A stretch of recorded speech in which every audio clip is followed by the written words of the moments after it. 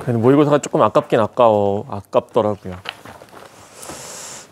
어렵지 않았을 뿐더러 그러니까 이쯤 되면 뭐 어렵든 안 어렵든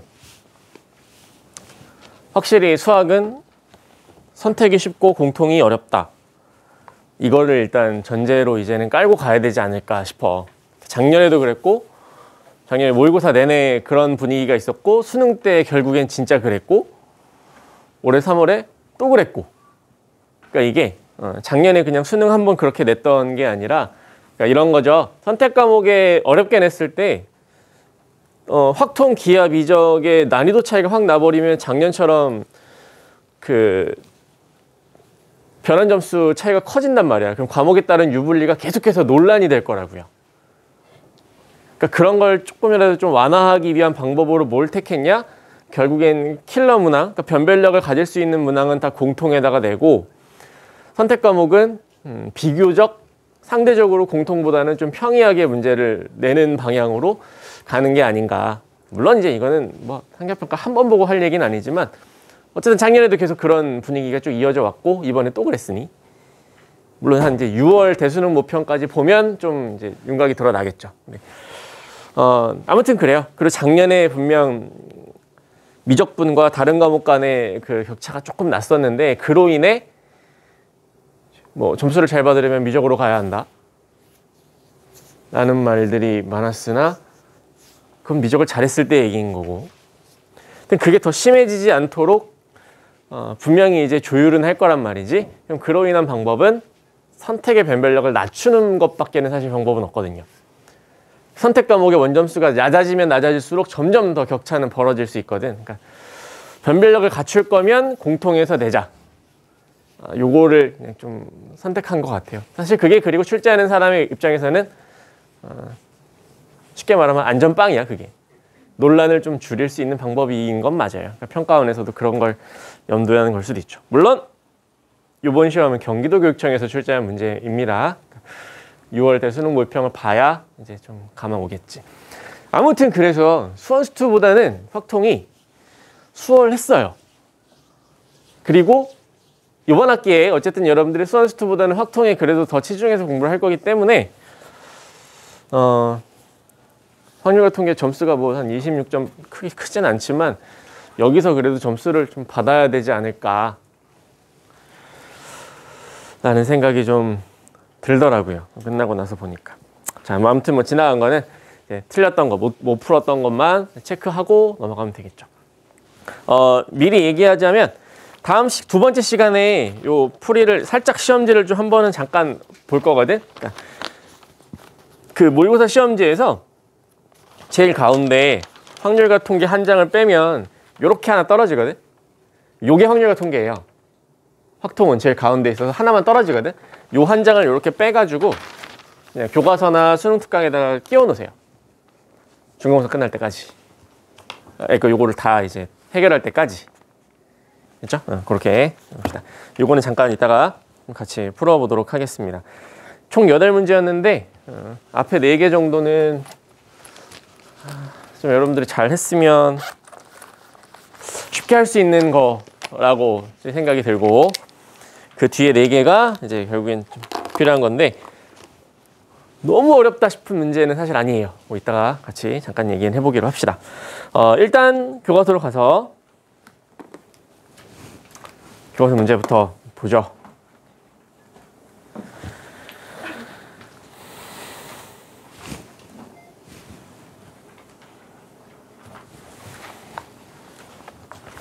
자, 문제풀이를 같이 하기로 했고 32페이지인 중단원 마무리부터 쭉 훑어갈 건데 사실 지난 시간에 그 이항 정리에 관련된 문제 몇 개는 좀 풀어봤거든요. 그치? 그거 외에 나머지 것들을 한번 훑어가 보기로 합시다. 32쪽부터 쭉 가보자. 자, 마찬가지로 밴드에다가 해설은 올려놓을게요.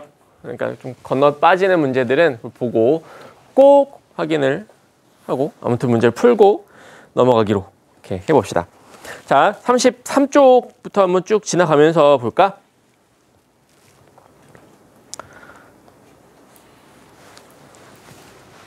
자, 그 책을 보면서 일단 건너뛰는 문제들은 쭉 넘어가 봅시다. 그 6번 주사위를 던져서 뭐 나온 눈의 수를 ABC대라고 하겠다. 이런 부등식을 만족하는 경우의 수를 구해라.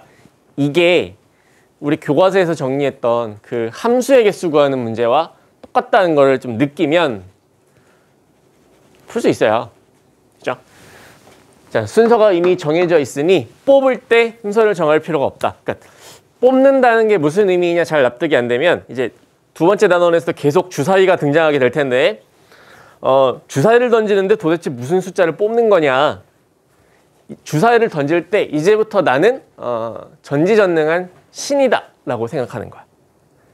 확률을 논할 때, 경우의 수를 논할 때 우리는 신의 입장에서 얘기하는 거야. 그러니까 주사위를 사실 던지면 어떤 수가 나올지 모르는 거죠. 하지만 신은 다 알고 있다고 생각하는 거야. 그래서 주사위를 던지면 1, 2, 3, 4, 5, 6 중에서 어떤 숫자가 나올지 내가 선택할 수 있다. 뭐 그런 관점으로 보는 거야. 그래서 주사위를 던지는 거지만 실제로는 1, 2, 3, 4, 5, 6 중에서 숫자 하나를 뽑는 거다. 그냥 그렇게 생각하는 거죠. 그래서 숫자를 뽑을 건데 어차피 쭉 부등식이 정해져 있거든요. 그러니까 6을 먼저 뽑을까 4를 먼저 뽑을까 신경 쓸 필요가 없다는 거죠. 어차피 작은 순서대로 정리될 거니까. 즉 순서를 정할 필요가 없다. 배열할 필요 없다. 부등식이 정해져 있으면 그래서 조합이라고요. 조합. 등호가 없으니 그냥 조합. 등호가 있으니 같을 수는 있네. 중복조합. 이라고 보는 거죠. 그래서 1, 2, 3, 4, 5, 6 6개의 숫자 중에서 뽑는다. 4번 던졌으니 4번 뽑는다. 그냥 부등식이라면 조합이 될 거고 등호가 포함되어 있네. 중복은 되지. H가 될 거고 이렇게 식을 정리한다 하고 얘기를 했었습니다. 이거는 넘어갈게요. 함수의 개수 구하는 문제랑 똑같은 거지. 자, 찬반 투표는 여러분들 잘 생각해서 집중해 보십시오. 기명 투표냐 무기명 투표냐 이게 순열이냐 조합이냐를 나누는 그런 문제였어요. 대통령 선거처럼 무기명 투표를 하는 경우라면 누가 1번을 뽑았는지 누가 2번을 뽑았는지 이거 물어봐도 안 되는 되게 예민한 문제잖아. 지금 사회적 문제가 많잖아요. 1번 남이냐 2번 년에 막 일단 이런 얘기하면서 막 가르잖아 자꾸. 사실 안 좋은 거지. 누가 누굴 뽑았는지 알 필요 없다. 즉 순서는 상관없다는 거예요. 2, 1, 1, 2 상관없다는 거죠. 물론 3, 4 다 있었지 물론. 네. 그런 건 중요하지 않다. 즉 조합으로 그냥 개수만 세면 된다 이런 얘기죠. 하지만 기명투표라면 그때는 얘기는 달라진다. 그러니까 국회에서 이루어지는 기표 같은 경우는 다 국회의원들이 자기 이름 걸고 투표를 하거든. 찬반 투표할 때. 그럴 때는 순열이 돼야 되는 거죠. 뭐 그런 식이에요. 자, 7번은 이러하고요. 자, 그 아래 있는 문제들은 사탕 나눠주는 문제들은 일단 여러분들이 다 할 수 있지 않을까 믿고 8번, 9번까지도 일단 넘어가도록 하겠습니다. 이 9번도 중복조합이지? 함수의 크기가 정해져 있는. 자, 풀어봤어야 됩니다. 지금 하얀 책 펼쳐놓고 뭐하니 멍 때리고 앉아있으면 선생님도 더 이상 뭘 어찌 도와줄 수가 없어요. 10번은 이항 정리는 남겨두겠습니다. 여러분들이 해보십시오. 자, 뒷장으로 넘어가서 결국엔 빨간 문제 13, 14 정도 보면 될 것 같은데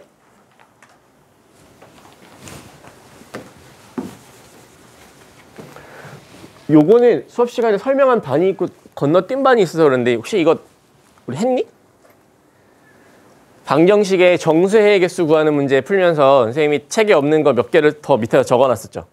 그 중에 홀수인 정수해의 개수 구하는 것도 했나요 우리? 기억나니? 짝수인 건 했지.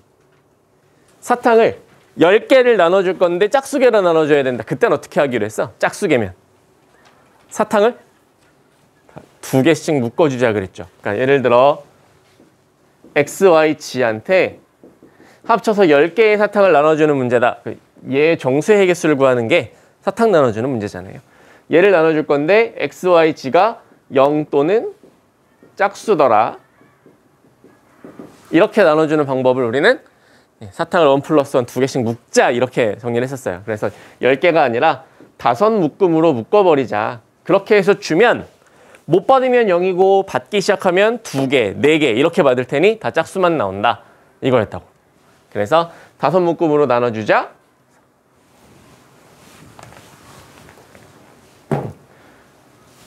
그래서 뽑는 거였죠. 사탕이 주인을 뽑는다. 3H5가지. 뭐 이런 식으로 설명을 했었어요. 자, 그럼 지금은 홀수야. 홀수는 가장 작은 홀수가 얼마? 제일 작은 홀수. 1. 이렇게 나가야 되거든요. 그러니까 사탕을 받을 때 최소가 1개예요. 3개, 5개, 7개 이런 식으로 받아야 돼. 자, 중요한 건 최소 1개라고. 최소 하나의 사탕은 받아야 한다. 그럼 일단 출발할 때 먼저 하나씩 주자는 거지. 하나씩 먼저 줘봐. 이렇게 하나 줍시다. 이제 8개의 사탕이 남았어요. 그 다음에 생각해봐. 사탕은 다 홀수로 가져가야 돼. 그 사탕을 3개씩 묶고 이럴 수는 없는 거죠. 자, 홀수계로 사탕을 가져가야 되는데 이미 하나씩 다 입에 넣어줬어. 그럼 지금부터는 사탕을 몇 개씩 줄 거냐? 이제부터 2개씩 주면 되잖아요. 그렇죠? 그러니까 지금 이렇게 해주고 나니 결국엔 짝수의 개수를 구하는 문제와 똑같아진 거죠. 네. 하나 먼저 주고 나서 그 다음부터 짝수로 주면 그게 홀수인 거지. 자, 따라서 뭐 반반 일단 만들어 본다면 8개를 4개의 묶음으로 묶어준다. 해서 얘는 XY치를 4개의 묶음이 선택하면 된다. 딱 조고 하나인 거지. 설명을, 자, 요건 짧으니 이해하셨어야 됩니다. 자, 홀수의 개수 같이 이제 정리가 되어 있어요. 얘는 가도 되지. 자, 내려갑시다. 14번. 빨리빨리 갑시다. 자, 문제가 좀 잘렸는데 이거 잘 봐야 돼. 빨간 공 6, 노란 공 10, 파란 공 10. 자, 요렇게 어쨌든 총 26개의 공이 있다. 이 중에 10개의 공을 택한다고 되어 있어요. 지금 잘렸는데 10개의 공을 선택하는 거야. 네, 그런 경우의 수를 구하래요. 단 색깔이 같으면 구별하지 않는다. 똑같은 공이라는 거지. 선생님 앞에 그런 얘기 그거 한 적 있는데 같은 것이 있는 순열과 중복 순열의 차이. 같은 것이 중복 순열은 일단 n개 중에서 왜 지금 순열이라는 얘기를 왜 하고 있죠? 그냥 순열합시다. R개를 뽑아서 배열하는 거지. 자, 뽑을 때 중복 순열은 R개만 뽑는 거야. 잘 생각해 보세요. R개만 뽑는 거야. 같은 것이 있는 순열은 공식을 떠올려 봐. 공식. 뭐 n 팩토리얼 나누기만 나오잖아. 몇 개를 배열하는 거야? 전체 n개가 있어요. 이 중에 막 같은 게 섞여 있어. 같은 것이 있는 순열은 몇 개를 배열하는 거야? 그래서 공식을 쫙 머릿속에 떠올려 봐요. 몇 개를 배열한다. 공식을 불러. 공식 뭐니? 같은 것이 있는 순열 빨리. 뭐? n 팩토리얼. 뭐 이런 식 아닙니까? 맞나요? 맞아? 다시. 몇 개를 배열하는가? 그래서 n개예요. n개. 지금 두 번째 얘기하는 거야. 다시 기억해. 얘는 n개를 배열한다고. 즉 전체를 다 배열하는 문제예요. 중복순열은 그 중에 R개를 선택해서 배열하는 문제야. 그럼 지금 다시 돌아오세요. 쟤는 26개의 공 중에서 물론 배열은 하지 않지만 10개를 뽑는 거죠. 자, 뽑으면 얘는 그냥 중복순열. 지금은 중복조합이라고 생각해야 돼요. 일단. 자, 접근은 그거야. 10개의 공을 선택한다. 이거 중복조합이구나. 그래서 26개의 공이 의미가 있는 게 아니라 빨간 거, 노란 거, 파란 거 세 종류의 공만 의미가 있다라고 생각하는 거죠. 자, 됐어. 세 종류 중에서 뽑습니다. 세 종류의 공 중에 선택하는 거야. 10번. 배열은 하지 않으니 중복해서 조합으로 뽑으면 될 것 같아요. 일단 3H10이 먼저 나와야 돼요. 이 문제에서는. 일단 저기까지가 떠오르는 거야. 그리고 나서 생각해 봅시다. 문제가 있지. 마음대로 중복해서 뽑았거든요, 지금. 근데 진짜 마음대로 뽑을 수 있나, 지금? 안 돼요. 누구 때문에? 노란색이잖아. 10개의 공이 뽑을 건데 노란색은 6개밖에 없다고요. 재고가 부족하다고 지금. 뭐라고? 미안해요. 빨간 거. 그래. 빨간 거 부족하다고. 재고가 부족해. 그럼 이 문제는 결국 저거잖아. 그래서 저 문제를 어떻게 해결할 거니? 불가능한 게 있구나. 그걸 어떻게 뺄 거니? 그것만 세면 된다는 거지. 자, 됐어요. 이제 설명은 이제 깔아놓은 설명은 여기까지고. 자, 지우고. 그래, 이 문제는 중복조합이야. 일단 3H10까지가 있어. 아, 그런데 이 문제에서 물어보는 건 이거 어떻게 해결할 거니? 그거네. 따라서 우리의 생각은 이렇게 가는 거죠. 전체의 경우의 수는 3H10까지인데 나는 함정이 빠지지 않지. 그중에 안 되는 게 있거든. 그럼 구체적으로 어떤 경우가 안 되느냐? 자, 말로 그냥 정리해 봅시다, 그럼. 10개나 뽑을 건데 불가능한 경우가 생겨요. 어떤 경우냐? 빨간 애가 7개 뽑히거나 8개, 9개, 10개 뽑히는 이런 경우들은 다 제외시켜 버려야 된다는 거지. 여기까지 일단 생각이 온다면 좀 많이 푼 거죠.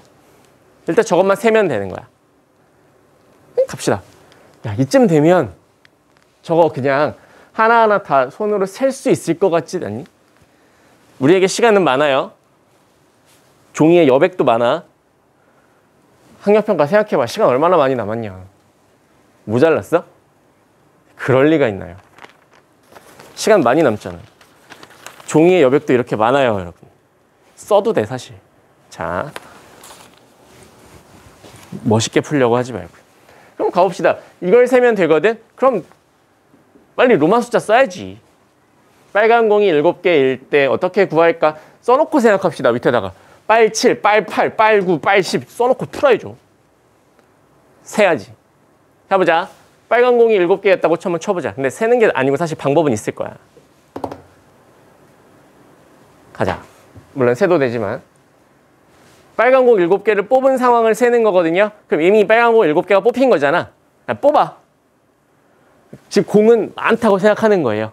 지금 이제 안 되는 걸 빼는 거기 때문에. 자, 빨간 공 7개 뽑았어. 이제 몇 개만 더 뽑으면 되냐? 3개 선택하는 거예요. 근데 이렇게 해놓고 보니 굳이 빨간 공을 7개, 8개, 9개, 10개 따로따로 이렇게 계산할 필요도 없겠네요. 그지? 이미 빨간 공 7개를 뽑아놓고 나서 3개를 그냥 더 뽑으면 되잖아. 빨간색이든 노란색이든 파란색이든.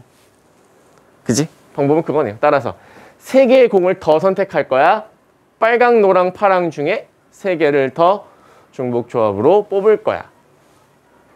이거 하나면 다 해결되는 거지. 빨간색이 더 뽑힐 수도 있으니 8개일 때, 9개일 때, 10개일 때 한꺼번에 다 계산이 된 거죠. 끝났네요. 하나면 정리가 되더라. 까진 거지.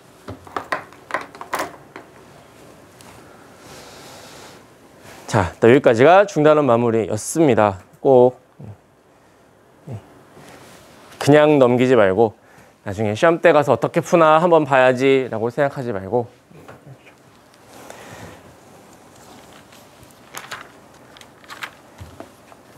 지금 공부 안 하고 근데 시험은 잘 보고 싶어서 시험 전주에 가서 선생님 똑같이 내실 겁니까? 숫자만 바꿀 건가요? 그런 거 물어보지 말고요, 제발.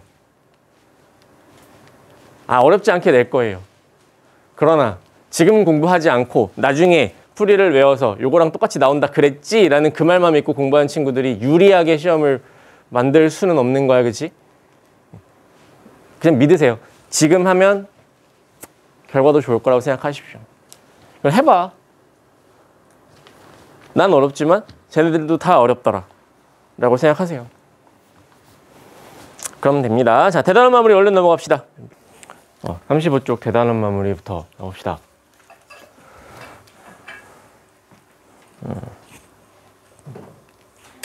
일단 좀 훑어가면서 설명해야 될 것들이 보이면 좀 집어서 해보기로 합시다. 요 2번은 사실 어렵다고 생각되는 문제는 아닌데 질문하는 친구들이 꽤 있어가지고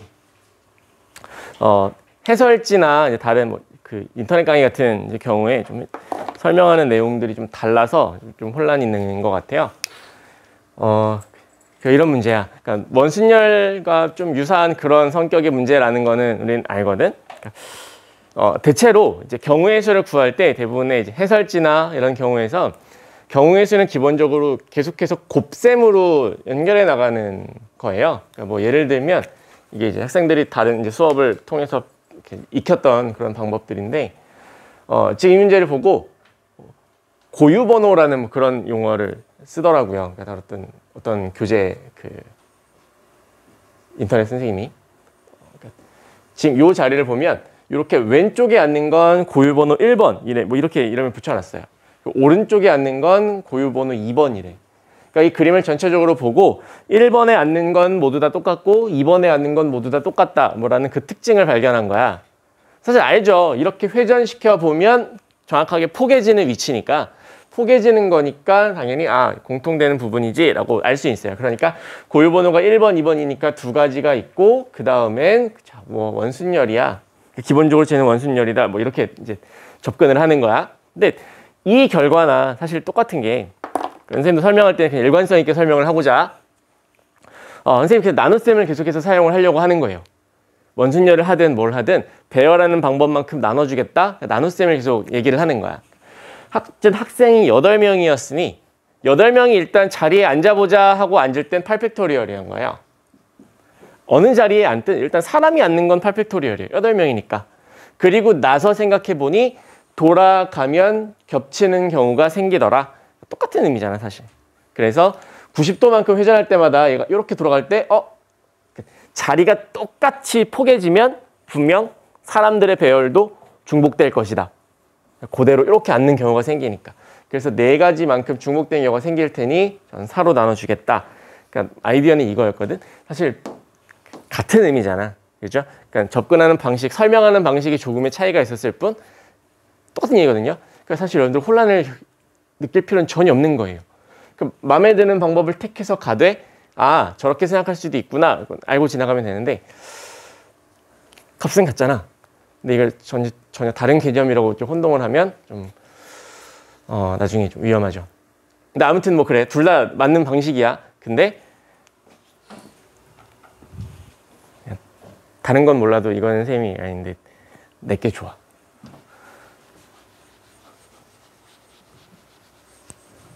여러분 이렇게 생각하는 게 훨씬 나을걸요. 물론 함부로 얘기하면 안 되지만. 자, 아무튼 표현하는 방식은 여러 가지라는 얘기예요. 그래서 지금은 어쨌든 이만큼의 전체의 경우의 수가 생기는 거지. 자, 그 중에서 뭐 임절 90 본다면 남학생 2명이 서로 다른 모서리에 앉도록 경우의 수를 구해라. 근데 다른 모서리에 앉는 방법을 구하는 건 그냥 대충 봐도 너무 복잡할 것 같아요. 마주 보는 것도 생각해야 되고 이쪽에 앉을 때 같은 왼쪽에 앉느냐, 뭐 먼 쪽에 앉느냐, 가까운 쪽에 앉느냐 고려할 게 너무 많은 거지. 이건 너무 불편하니 우린 당연히 이렇게 계산하겠다. 너네 붙어 앉아라 그냥. 남학생을 한 모서리에 연달아 붙어 앉게 하는 방법만큼을 그냥 빼는 게 차라리 낫지 않을까. 이거 경우의 수만 만들면 되죠? 자, 뭐 왔으니까 해볼까요? 2명의 남학생을 자리에 앉혀야 돼요.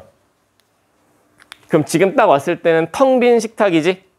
텅 빈 식탁에 뱅글뱅글 돌아갈 수 있어요. 자리가 회전할 수 있어. 그 얘기는 뭐야? 어디에 앉든 다 똑같다. 텅 빈 탁자에 왔는데 지금 사실 이렇게 텅 빈 원순열 동그란 탁자에 왔는데 여기 앉을까 여기 앉을까 고민할 필요가 없는 거야. 그죠? 어차피 돌아갈 건데. 그래서 남학생들은 어디에 앉아도 경우의 수는 1이라고요. 선택할 게 없어요. 남학생들이 선택할 수 있는 건 오로지 하나. 자기들끼리 자리를 바꾸는 것밖에 없지. 그지? 자, 남학생들이 할 수 있는 선택은 2팩토리얼밖에 없어요. 왼쪽이냐 오른쪽이냐 그거밖에 정할 게 없다는 거지. 자, 어딘가에 남학생 2명이 자리에 앉았다고 치자. 이제 여학생이 와서 자리에 앉을 건데 더 이상 원순열이다 아니다? 아니라고. 사람이 앉는 순간 그냥 원순열 아니에요. 그럼 그냥 순열이지. 6명이 왔으면 6팩토리얼이겠죠. 자, 요만큼 남학생이 이웃하여 앉는 한 모서리에 앉는 방법이 될 테니 이걸 빼자. 뭐 이 정도로 일단 정리를 할 수 있을 것 같습니다. 요거는 할 수 있어야죠. 돼야지. 저 모양이 원탁이 아니라고 해서 쫄 필요 없다는 거야. 알지? 돌려봐. 모양이 겹치면 중복됐구나 생각하는 거죠. 자, 여기 2번 이건 질문이 있어서 설명을 드렸고요. 자, 내려가 보겠습니다. 이 문제 3번 같은 건 앞에 중단원 마무리에서 하나 나왔던 문제예요. 함수가 지금 아니다 하지만 F3은 7 뭐 이렇게 정해지면 걔를 기점으로 위에 쪽의 함수의 개수 따로 구하고 아래쪽에 있는 함수의 개수 따로 구하고 이렇게 분리해서 생각하라고 중단원 마무리에 있었던 문제입니다. 이거는 자, 넘어가지요. 자, 앞쪽에는 생각에는 괜찮아 보이는데요. 5번에 함수의 개수 또 나오거든. 다 마찬가지예요. F에서 하는 짝수다. F4가 2일 때 쫙 구하고 F4가 4일 때 쫙 구하고. 이거는 중단어 마무리 문제 참고해서 정리해 보시기 바랍니다. 6번은 혹시 안 된 친구들은 나중에 이건 해설지 참고해서 그냥 공부하십시오. 그냥 눈으로 보면 아 저렇게 접근해야 되는구나 알 거예요. 자, 이거 넘어가고 우리 뒷장으로 가보겠습니다. 36조.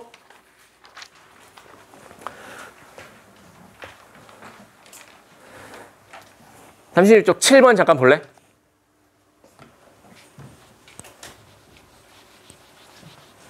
자, 이 문제가 7번 문제 봐봐. 이거 앞에서 봤던 문제인 것 느낌이 혹시 오니? 우리가 풀었던 문제와 대단히 유사한데 사실 똑같은데 생각나는 거 있어요? 계단 오르는 문제 있었지 앞에.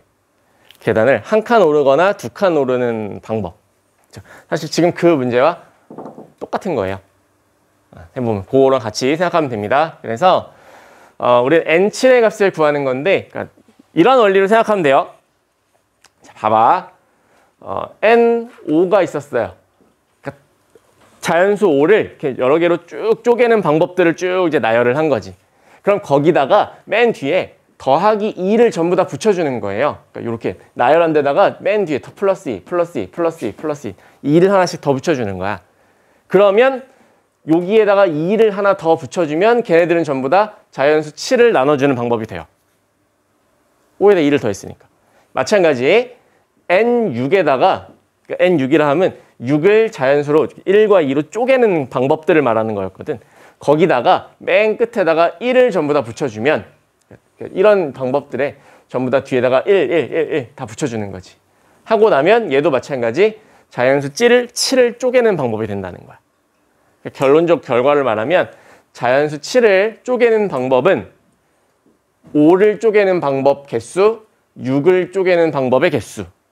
이 둘을 더한 것과 같아진다는 거지. 어차피 1과 2로만 되어 있기 때문에 숫자가 다 일단 5개를 쪼갠 다음 맨 뒤에다가 플러스 2. 6개를 자연수 6을 쪼갠 다음 맨 뒤에다 플러스 1. 하나를 넣어주면 다 7을 쪼개는 방법이 되거든, 둘 다. 딱 이렇게 두 종류로 나뉘게 돼요. 그래서 사실 결론의 식을 말하면 n7의 값은 누구와 같아지냐? 5를 자르는 방법과 6을 자르는 방법의 합으로 이렇게 표현할 수 있다. 사실 이제 이런 원리가 되어 있는 거죠. 물론 지금 이 문제는 그냥 나열해서 풀 수도 있어요. 7을 열심히 쪼개서 계산할 수도 있어. 근데 원리를 따져보면 저런 등식이 성립한다는 것도 알게 됩니다. 저걸 피보나치 수열이라고 앞에서 살짝 언급을 했었죠. 그 계단 오르는 문제와 똑같습니다. 같이 메모를 해두고 그 문제랑 같이 기억을 하면 되겠죠. 자, 내려가 보겠습니다. 여기 있는 문제들은 중단한 물이랑 좀 비슷한 것들이 많아서 연습으로 이런 데 좀 남겨둬도 될 것 같고요. 12, 13번도 수업 시간에 풀었지? 그렇죠? 네. 자, 우리는 서술형 문제로 가서 37페이지 문제들 이만 한번 쭉 정리해 봅시다. 14번으로 갈게요.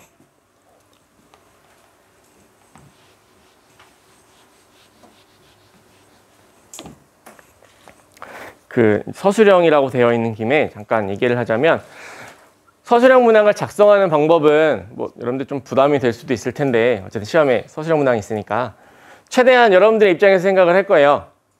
그러니까 무언가 쓰여져 있으면 도대체 이게 어떤 의미일까? 그 고고학자의 마음으로 뭐라도 쓰여져 있으면 도대체 이게 어떤 의미였을까를 최대한 해석을 해서 점수를 부여를 할 거야.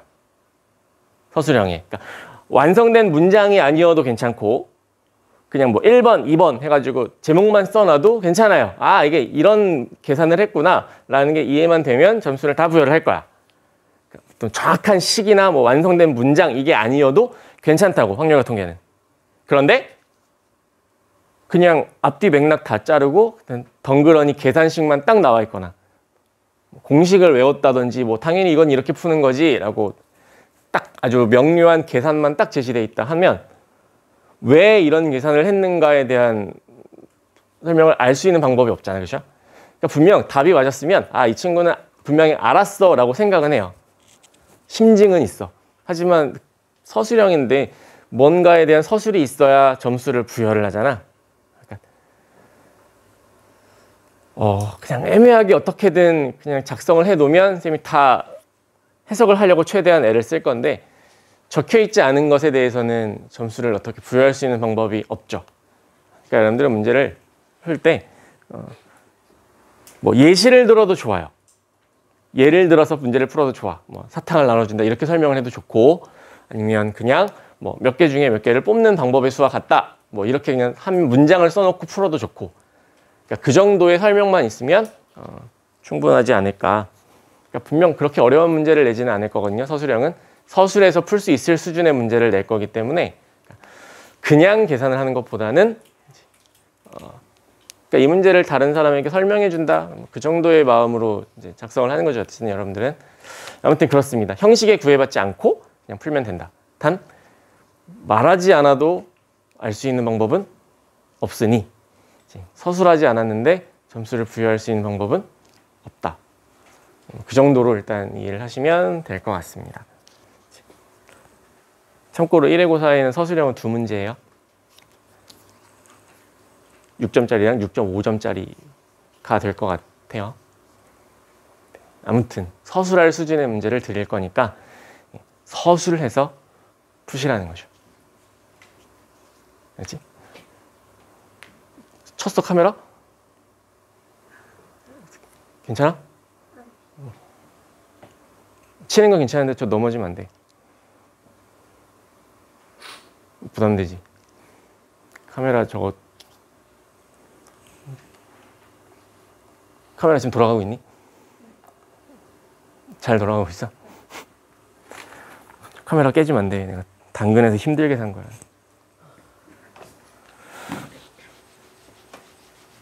핸드폰을 중고로 당근에서 살려고 하는데 전부 다 그 업체에서 다 파는 거야. 그 왜 이렇게 좀 이상한 거 있잖아요. 명의만 걸어놓고 가게통에다가 안 써가지고 그러니까 막 선택 결정 못 걸고 가는 그런 엄한 핸드폰 그런 것만 파는 거야. 근데 잘 찾아보니까 말투가 딱 봐도 완전 아저씨야. 팔겠다는 사람이 완전 누가 봐도 아저씨야. 눌러봤지. 개인이더라고. 바로 전화를 걸었어요. 지금 당장 팔겠다는 거야. 근데 왠지 이 아저씨는 놓치면 안 될 것 같아. 심지어 싸게 올렸어. 왜 싸게 올렸냐면 제목의 금액이랑 밑에 내용의 금액이 달라요. 그러니까 내 생각엔 아마 올렸다가 안 팔리니까 가격을 다운시킨 것 같아. 근데 제목은 안 바꾼 거지. 제목은 13만 원인가? 근데 밑에는 11만 원이야. 그럼 나는 마치 원래는 물어보면 안 되잖아. 당연히 11만 원인 것처럼 사겠다고. 바로 사겠대. 혹시 저희가 지방인데 혹시 택배도 됩니까? 그랬더니 입금만 하면 바로 보내주겠다는 거지. 그럼 얘들 잘 생각해봐. 11만 원을 입금하면 바로 보내주겠대. 저거 11만 원짜리거든. 핸드폰이 A32. 11만 원짜리 당근에서 거래를 했다? 나는 이 아저씨 놓치면 안 될 것 같아갖고 바로 보냈어요. 그럼 무슨 안전거래 뭐 그런 개념들은 몰라. 이 아저씨는 절대 배신하지 않을 것 같아. 느낌이 왔어. 바로 그냥 계좌를 쐈거든. 그리고 나서 택배를 보냈다? 그럼 그 택배비 누가 내는 거지? 아저씨가 아무 말도 안 하고 그냥 택배를 보내주겠습니다 그런 거야. 택배비를 왠지 물어봐야 될 것 같잖아. 원래 직거래만 한다 그랬는데 내가 택배를 보내달라 그랬으니까 사실 물어봐야 되잖아. 근데 안 물어봤거든. 왠지 이 아저씨는 왠지 좋은 분 같아서 아니나 다를까 흔쾌히 택배도 선물로 보내주신 거야. 택포 11만 원에 내가 힘들게 구한 거라. 넘어뜨리면 안 돼. 응? 자, 지금 카메라 돌아가는데 무슨 소리 나는 거야. 자, 가봅시다. 우리 서술형 일단 가보자. 그러니까 그 서술형의 압박을 좀 안 느꼈으면 좋겠어요. 그러니까 괜히 문제를 풀 줄 알면서도 아이씨 서술형인데 이렇게 풀어도 점수 안 나오겠지? 하고 그건 아니죠. 최소한 정답 점수라도 받아야 되는 거고 일단 막 이것저것 막 써놓고 나서 나중에 선생님한테 와가지고 우겨야지. 선생님 이거 쓴 거 아닙니까? 그거는 내가 선생님 충분히 여러분들의 의견을 수용할 수 있다고요. 왜냐하면 썼잖아. 그러니까 그거에 대해서는 어쨌든 고려를 해야 되잖아. 그런데 아무것도 쓰여진 게 아무것도 없어. 그냥 정말 다짜고짜 C, H 이런 덜렁 남아있는 거야. 그걸 보고 모든 걸 다 해석해가지고 이 친구는 다 공부 열심히 해서 평소에 공부 열심히 했으니까 점수 줘야지 이럴 순 없는 거잖아요. 그지? 그러니까 써야 돼요. 그냥 설명해 주는 거야. 내가 왜 이렇게 계산했나. 그러면 조금 미흡해도 어쨌든 그만큼의 점수는 받을 테니까. 자, 아무튼 서술형 문제 한번 들어가 봅시다. 얘는 뭐 어려운 문제는 아닌데 색깔을 칠하거나 도형에 입체 도형에 색깔을 칠하는 이 경우에 항상 기억해야 될 건 혼자 모양이 다른 애, 좀 특별하게 생긴 애, 혼자 특이하게 생긴 애. 그런 쪽에 우리는 먼저 관심을 두어야 한다 했어요. 그래서 이 문제는 누가 보더라도 밑면에 정사각형의 색깔을 먼저 칠하게 될 거예요. 그럼 여러분들 써요. 밑면에 색깔을 칠하는 방법의 수 5개 중에 하나를 칠해야 될 거니까 5C1 그렇게 써주면 되는 거죠. 그리고 나서 위에서 내려다 봤더니 피라미드에 위에서 내려다 봤더니 정확하게 위에서 보이는 옆면 4개의 삼각형이 다 합동이더라는 거지. 그럼 결국 그 다음에 원순열이잖아요. 피라미드가 뱅글뱅글 돌아가겠죠. 그래서 원순열 3팩토리얼 이렇게 만들어지게 될 거다. 입체 도형은 다들 그렇게 접근을 합니다. 자, 이런 직육면체가 있다고 쳐보자. 옆면이 전부 다 직사각형이 합동이에요. 자, 이런 직육면체에다가 색깔을 칠한다고 생각해봐. 어디를 제일 먼저 칠하겠습니까? 밑면에 칠하지 않을까요? 이렇게? 요것도 밑면, 요것도 밑면인 거 알죠? 네. 요 밑면에 색깔을 먼저 칠할 거예요. 그럼 칠할 때 잘 봐. 텅텅 비어있지? 이것도 시작 잘못하면 헤맨다고. 텅텅 비어있죠? 자, 여기다 색깔을 칠하는 거랑 여기다 색깔을 칠하는 건 같게 다르게. 텅 비어있는 직육면체에 요 밑면에다 색깔 하나 칠하기로 했어요. 내가 이제 초록색을 칠할 거야. 그럼 여기다 칠하는 거랑 여기다 칠하는 건 한 가지 방법일까? 두 가지 방법일까? 한 가지가 되는 거죠. 왜? 텅텅 비어있잖아. 비어있다는 건 무슨 뜻이에요? 이거나 이거나 똑같다고. 자, 텅 비어있는 색깔 칠하는 건 한 가지. 아무데나 칠해요. 고정. 자, 이제 바닥은 초록색으로 칠했어. 그 다음에 어디 칠할까? 네, 여기지 않을까. 혼자 다르게 생겼잖아요. 접근을 이렇게 하겠다는 거죠. 이제 여기다 색깔을 칠할 때는 초록색의 맞은편이라는 정체성이 생겼죠. 따라서 이땐 색깔을 칠할 땐 나머지 5개의 색깔 중에 하나를 칠하는 거지. OC1. 그리고 다음에 나머지는 뭐야? 원순열이잖아요. 돌아가잖아요. 그치? 이런 식으로 어쨌든 접근을 하는 겁니다. 자, 뭐 이건 잘 됐고요. 아마 여러분들 만나게 될 이런 색칠하는 문제 중에 제일 까다로운 문제는 정팔면체일 거예요. 그건 사실 기출문제라서 문제집에도 한 번쯤 이렇게 다 보게 되는 문제인데 그게 아마 제일 난이도가 높을 거예요. 정팔면체. 그거는 조금 더 뒤에 가서 우리 시험 전 마지막에 정리할 때 한번 다루긴 할 겁니다. 자, 한번 생각해 보세요. 자, 요거는 뭐 설명은 다 된 것 같습니다. 내려갈게요. 자, 15번. 1, 2, 3, 4, 4개의 수 중에서 중복을 허용하여 3개를 뽑겠대. 그래서 세 자리 자연수 합을 구하는데 우리 일단 여기까지만 끊어볼래? 4개의 숫자 중에 중복을 허용하여 3개를 뽑아서 자연수를 만든대. 그러니까 자연수까지 만들어야 되니까 배열이 돼야 되는 거죠. 1십 100의 자리까지. 따라서 얘는 아마 중복 순열이 될 거다. 4개의 숫자 중에 3개를 중복을 허용하여 뽑아 배열해서 자연수를 만든다. 4파이 3가지만큼의 경우의 수가 생겨요. 일단 64가지야. 답이 아니죠. 자, 개수는 64개인데 우리는 뭘 구해야 되냐면 그 자연수들의 총합이 얼마인가를 구하래요. 훨씬 어려운 문제야. 64개의 세 자리 자연수들을 다 더하라는 거야. 그러니까 뭔가 분명 규칙이 있다는 소리겠죠? 다 더할 수는 없으니. 자, 써볼까? 세 자리 자연수들이 막 있을 거야. 이런 애들이 64개가 이렇게 있다고요. 이걸 다 더해야 되거든, 우리. 그걸 도대체 어떻게 더해야 규칙이 생길까 조금 고민을 하는 건데 일단 덧셈 처음 배울 때 여러분들 다 초등학교 때 이거 풀어봤어요. 이런 문제들. 구몬수학 하면서 세로셈, 덧셈 배울 때 처음에 어떻게 배웠냐 우리. 두 자리수의 덧셈 배울 때 이렇게 자르지 않아요? 그래서 어떻게? 1의 자리수들을 일단 모두 다 더하지. 더하잖아. 그래서 10이 넘어가면 어떻게 해요? 걔를 여기다 넘겨서 여기다 조그만 숫자로 이렇게 쓰지 않아요? 그치? 그렇게 세로셈 그렇게 배웠다고. 자, 덧셈을 어떻게 갈 거냐? 1의 자리, 10의 자리, 100의 자리 각 자리수들을 잘라서 따로따로 계산하려고 해요, 지금. 그렇게 하면 규칙이 보일 것 같아서 정한 거야. 자, 한번 해보자. 1의 자리만 일단 계산하면 뭔가 아이디어가 보일 것 같아. 근데 잘 생각해보라. 잘 봐봐. 64개의 자연수들이 있으면 그중에 1의 자리는 1일 수도 있고 2일 수도 있고 3일 수도 있고 4일 수도 있어. 이런 숫자들이 다 있는 거거든. 몇 개씩 있을지 혹시 생각할 수 있겠니? 64개의 자연수. 그럼 64개의 1의 자리수가 있다는 얘기야. 그 안에는 1, 2, 3, 4 중에 하나가 있어요. 몇 개씩 있겠냐? 일단 개수가 다 똑같겠죠? 아니 만들 수 있는 자연수를 다 끄집어냈으니 끝자리가 1인 거, 2인 거, 3인 거, 4인 거 개수가 똑같아야지. 그죠? 따라서 저 64를 괜히 구한 게 아니라고. 즉 얘네들은 다 16개씩 존재해요.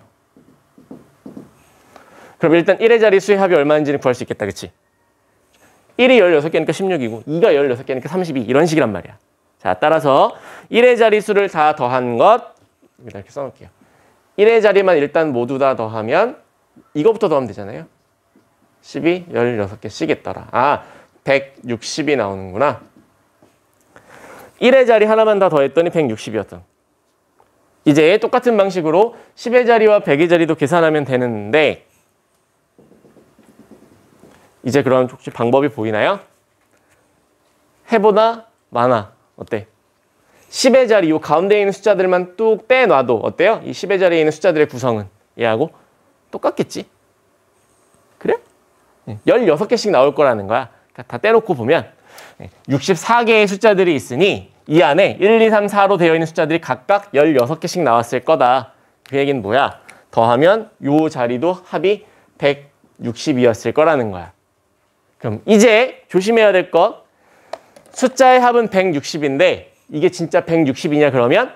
아니죠. 우리는 10의 자리 계산을 했던 거잖아. 뭐가 돼야 돼? 여기에 10이 곱해져 있는 꼴이 되는 거죠. 실제로는 1600이었던 거지.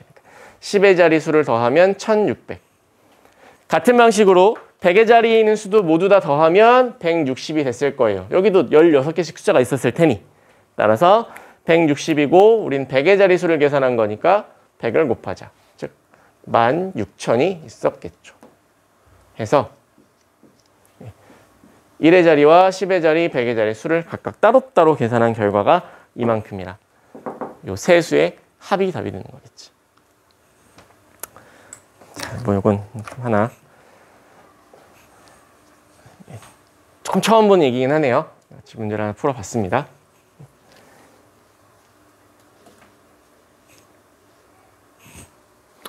이죠? 자, 넘어갑시다. 이제 2개 남았다. 빨리 가야 되는데. 16번 익스피리언스 문제 가봅시다. 이만큼 지울게요, 이제. 자, 10개의 문자 중에서 4개를 선택을 하겠대요. 4개를 뽑는다. 뭐 중복조합일 수도 있고 조합일 수도 있고 그런데 일렬로 나열까지 하라 그랬으니 순열이겠네요. 중복순열이냐 그냥 순열이냐 고민을 해야 될 것 같아. 자, 이때 그냥 그 경우의 수 구하는 문제예요. 그럼 먼저 어떤 문자들이 있는지부터 먼저 생각해야지. 쟤네들 10개를 다 잘라요. 어떤 문자들이 있나 보면 똑같은 알파벳 E가 4개가 있고요. 그 다음에 어때? 나머지 6개의 문자들은 다 다른 애들이에요. 요걸 잘못하면 좀 슬픈 거지. 자, 저렇게 총 10개의 문자야. 우린 이 중에 4개를 선택할 거거든. 그러니까 이제 약간 여기서 막히는 거잖아. 중복을 허용해서 문제를 뽑아내서 중복 순열로 계산하자니 얘네들은 하나씩밖에 없단 말이야. 중복이 안 돼요, 실제로. 그럼 그냥 중복을 안 하고 P로 그냥 순열로 뽑아내자니 E는 같은 게 4개나 있단 말이지. 그러니까 얘만 재구가 남아있는 상태인 거야. 그러니까 이건 중복 순열 그냥 바로 이용할 수도 없죠. 그렇다고 같은 것이 있는 순열도 아니에요. 왜? 같은 것이 있는 순열은 전체를 다 배열할 때 좀 활용할 수 있다 그랬어. 지금 4개만 뽑아야 되거든. 안 돼. 그냥 깔끔하게 계산할 수가 없는 문제지. 할 수 없어요. 이건 다 세는 수밖에 없는 거야. 이건 세야 되는 문제예요. 그럼 이제 여러분들은 어떻게 세면 좀 효율적으로 빠짐없이 잘 셀 수 있을까? 뭘 기준으로 나누면 될까? 그걸 생각해야 되는 거지. 그래서 생각하게 된 게 뭘 기준으로? 알파벳 2. 저것 때문에 문제가 생긴 거잖아. 그죠? 그러니까 2의 개수로 나눠보자는 거지. 2가 0개인 경우부터 2가 4개인 경우까지 쭉 나눠서 풀자는 거예요. 가면 되지. 자, 바로 쓰자. 2가 0개, 즉 XPRINC 6개의 문자 중에서 4개를 뽑아 일렬로 나열한다가 되는 거죠. 6P4네요. 여기, 야, 니네 잘 봐야 돼, 여기서. 설명을 잘 보세요. 이제 여기가 좀 중요한 순간이야. 2가 1개 있는 경우, 자, 가봅시다. 가자, 2가 하나래. 문제이 뭐하니? 제일 중요한 순간이야, 지금. 왠지 좀 이따 알려줄게. 2가 1개야. 그럼 2 하나 뽑았죠? 그럼 뒤에 나와 있는 6개의 문자 중에 몇 개 필요하다? 3개. 써봐. 뭐라 그럴래? 6. 그래요, 6. C. 얘는 P인데 얘는 왜 C지? 야, 잘했어요. 이거 왜 C지? 네, 그냥 한 번에 배열하면 안 되나? 얘를 그냥 6개를 한 번에 배열해버리면 사실 그 다음에 뭐가 필요해? 얘가 지금 배열이 안 된 상태야, 그치? 그죠? 2가 배열이 안 된 상태잖지. 물론 하려면 하죠. 3개를 배열한 다음에 그 4, 2, 4, 2에다가 2를 넣어주자 해서 곱하기 4 이렇게 하면 되는데 사실 계산이 좀 번거로워요. 그 다음에는 2가 2개, 3개가 되면 그것도 좀 귀찮아. 나중에 2를 끼워 넣는다는 계산이 좀 불편해요. 그래서 애초부터 자, 생각은 뽑아서 한꺼번에 배열하자 이렇게 접근하는 게 좋아요. 좋은 생각이야. 네, 지금 어제 이거 수업하다가 이게 일부러 요거 잘 가나 안 가나 하려고 내가 처음에 P라고 썼거든. 근데 애들이 무슨 반이더라? 어제 오전에. 내가 이 문제 틀린 줄 알아. 지금도 걔네들. 나는 분명 이렇게 써놓고 얘들아 이래서 문제가 생기는 거 틀렸지? 이렇게 설명하려고 그랬거든. 근데 그 뒤에 설명을 잘 안 들은 거지. 걔네들은 지금도 내가 틀린 줄 알고 있어요. 되게 찝찝해 지금. 걔네 반 수업 목요일에 들었거든. 근데 목요일까지 계속 이 기분으로 가야 되는. 가서 좀 전해줘. 잘했어. 우리는 그래서 6C 3으로 가자는 거지. 그런 이유예요. 나중에 2를 나중에 따로 배열하는 건 뭔가 좀 위험성이 있고 좀 불편해. 그러니까 일단 다 뽑아낸 다음에 나중에 한꺼번에 쭉 배열하자. 자, 됐어요. 이제 문자 3개에다가 2까지 나왔어. 어쨌든 다 서로 다른 문자들이죠? 배열해야지. 4P4, 4팩토리얼. 이렇게. 하나만 더 써놓을까? 자, 그럼 세 번째 케이스에는 2가 2개인 경우. 이때부터는 조금 조심해야 돼. 2가 2개였으니 나머지 6개의 문자 중에서 필요한 건 2개. 그래서 6시 2가 됐죠? 자, 잘했어요. 이제 배열합시다. 문자 2개 뽑았고 소문자 2가 2개예요. 이렇게 4개를 배열한다? 몇 가지? 4팩토리얼 배열했는데 봤더니 소문자 2가 2개네. 같은 게 있어요. 그래서 여기에 같은 것이 있는 순열이 필요한 거구나. 가 되는 거지. 시나요? 네, 그 다음 마찬가지죠. 그 다음에 하나를 뽑아서 2가 3개니까 3팩토리얼을 나눠주나? 뭐 이렇게 되겠죠. 네. 그리고 마지막에 소문자 2만 4개를 다 뽑는 방법이 딱 하나가 있는 거야. 그치? 그래서 총 5가지의 경우로 나눠서 문제를 해결할 수가 있다. 저 파란색 5개의 합인 거야. 그치? 자, 확률과 통계는 문제가 까다로워지면 경우를 얼마나 잘 나누느냐가 모든 문제의 관건입니다. 일단 문제가 복잡해 보인다. 일단 로마 숫자 하나 쓰고 시작하는 거예요. 자, 이게 16번이었습니다. 잘했어요. 자, 17번은 사실 그게 제일 어려운 문제인 줄 알고 풀어야 될 것 같은데 교과서에서 설명드렸던 얘기입니다. 그죠? 네. 쓰레기통 기억해 주십시오. 만약에 이 문제가 서술형에 나왔다. 쓰레기통이라고 써놔도 괜찮아요. 괜찮아. 논리적으로 문제 없잖아. 네. 쓰레기통을 하나 넣어서 뭐 이렇게 풀자. 그렇게 설명을 서술을 해요. 맞아. 괜찮아. 해설을 펼치면 x들 x 플러스 1 y 플러스 1 이렇게 치환을 해서 사실 문제를 풀게 되거든요. 근데 별 생각해도 별 그렇게 효율적인 방법은 아닌 것 같아서 얘는 네, 그거는 그냥 따로 얘기는 안 하겠습니다. 있죠? 자, 여기까지가 대단한 마무리였고요. 잘했어요. 얼른 잠깐 수능 특강으로 잠깐 넘어가 봅시다.